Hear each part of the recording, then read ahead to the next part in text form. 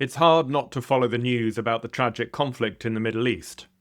There is a lot of anxiety-inducing opinion being shared.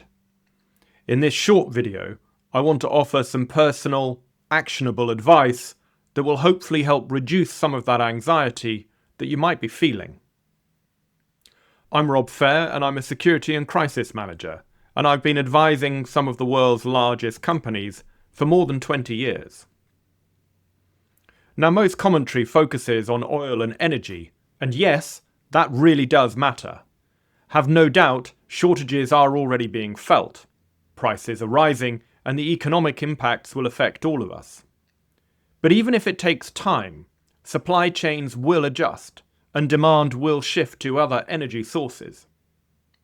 Leading experts are already saying that recovery will take over a year. If you think through the energy crisis, though, if that route remains closed for weeks or even months more, then the real story is much broader. This is about everyday goods, supply chains, and the second-order effects that reach directly into our homes and small businesses. This is the bit that makes it personal. In the next few minutes, I'm going to break down what else actually moves through the Strait of Hormuz, what gets disrupted beyond energy, and most importantly, what you can calmly and practically do about it without panic buying. So why does the Strait of Hormuz matter? The strait is one of the most critical maritime choke points in the world. Roughly 20% of global oil and liquid natural gas passes through it. But alongside that, there's a huge volume of containerized goods and industrial inputs. When people think disruption, they think fuel prices. But in reality, it's the knock-on effects across supply chains that cause the most friction. Shipping has to reroute, insurance premiums spike, transit times increase, ports become congested, and that's where things start to affect daily life. So what is actually being disrupted? Let's make this tangible. Here are the key categories that are likely to be affected. Plastics and packaging materials. A large proportion of the world's plastics originate from petrochemicals in the Gulf. In some niche areas, it's more than 80% of all production of key products. That means it will impact food packaging, medical packaging, everyday consumer goods. Delays here don't just affect availability, they affect how products are delivered at all. There is a little more resilience globally as supply chains have adjusted post-pandemic, but the delays we're about to see will affect inputs for months, if not a year or more. That's quite a scary thought if you're a manufacturer. Next, fertilizers and agricultural inputs. Countries in the region are major exporters of fertilizers. Disruption means increased food production costs, lower yields over time because planting seasons are impacted. Gradual increases in food prices, not overnight, but steadily. In some parts of the developing world, the UN World Food Programme is already talking about hunger or even famine as soon as June this year. Next, electronic components and industrial parts. They're not always manufactured in the Middle East, but transport routes depend on that corridor, and electronic goods use a lot of plastics. Expect delays in replacement parts, longer lead times for repairs, small failures becoming big problems because parts aren't available. Pharmaceuticals and medical supply chains is next. Many precursor chemicals and bulk shipments pass through or near the region. This could lead to intermittent shortages, longer waiting times for certain medications. Remember, it's not necessarily the pharmaceutical itself at risk, but if you can't get the packaging, then you can't get it to market. Food supply chains, particularly rice, grains and cooking oil, not because they all originate there, but again because shipping disruption, especially as a result of reduced availability of bunker fuel, creates global bottlenecks. So what will this feel like in real life? This is important. Disruption rarely looks dramatic at first. It looks like your usual product is temporarily unavailable, prices creeping up rather than spiking, delivery times stretching from days to weeks, businesses quietly reducing product ranges.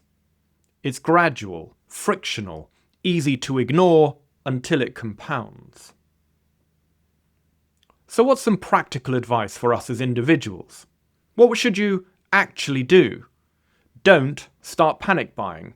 We're not stockpiling for the apocalypse. We just need quiet, sensible resilience.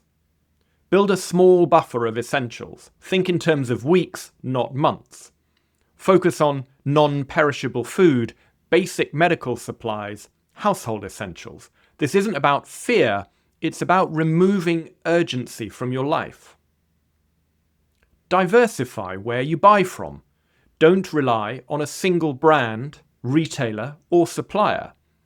Get familiar with alternative supermarkets and brands, local suppliers, online versus in-store options.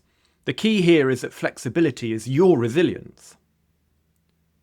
Maintain what you already own. If parts become harder to get, maintenance becomes more important. Service your car. Replace worn items easily. Keep critical equipment in good condition. If you have the technical skills, learn how to maintain and fix things yourself by watching online videos. Prevention becomes more valuable than replacement. Be conscious of just-in-time living. Most of us live with very little margin. A small shift of mindset helps. Reorder earlier. Keep backups of key items. Avoid running things down to zero.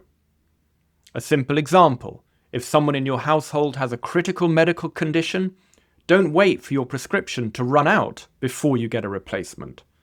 Order it early. If you keep a stock of over-the-counter items, then again, don't wait until you actually run out to restock. Just keep a slightly higher stock level than normal. As another example, and this is already impacting India, if you rely on bottled gas for cooking, don't wait for both your spare and your main bottle to be empty before you replace both.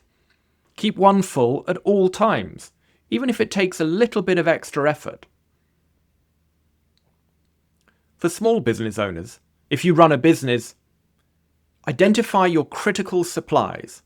You know, the vital ones that keep your production rolling. It could be something for your manufacturing process, or even something as simple as the replacement printer cartridge for your dispatch team. Speak to your suppliers now, not when there's a problem.